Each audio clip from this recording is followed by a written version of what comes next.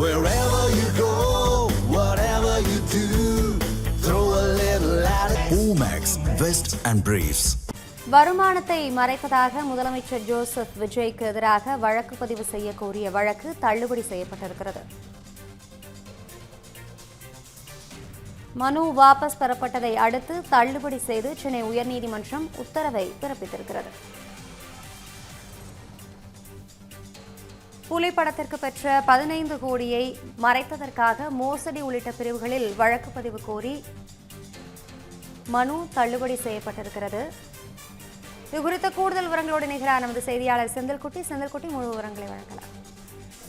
கடந்த 2015ஆம் ஆண்டு முதல்வர் விஜய் வீட்டில் ஒரு சோதனை நடத்திய வருமான வரித்துறை புலி படத்திற்கு பெற்ற 15 கோடி ரூபாய் வருமானத்தை கணக்கில் காட்டாததை கண்டறிந்து 1,50,00,000 ரூபாய் அபராதம் விதித்து ஒரு உத்தரவை பிறப்பித்திருந்தது. இந்த உத்தரவை எதிர்த்து முதல்வர் விஜய் தரப்புல தாக்கல் செய்யப்பட்ட வழக்கை சென்னை உயர்நீதிமன்றம் கடந்த பிப்ரவரி 5ஆம் தேதி தள்ளுபடி செய்து உத்தரவு பிறப்பித்திருந்தது.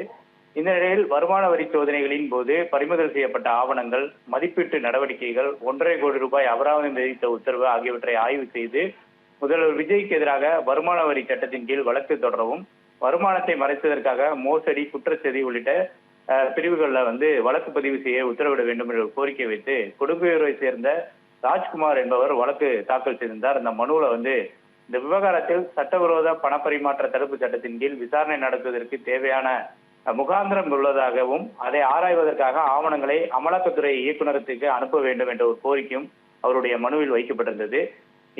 இந்த வழக்கானது தலைமை நீதிபதி அரவிந்த் தர்மதிகாரி மற்றும் நீதிபதி அருள்முருகன் அடங்கிய அமர்வுல விசாரணைக்கு வந்தபோது மனுதாரர் தரப்புல இந்த வழக்கை திரும்ப பெற வேண்டும் என்ற ஒரு கோரிக்கை நீதிமன்றத்தில் தலைமை நீதிபதி அமர்வுல வைக்கப்பட்டது.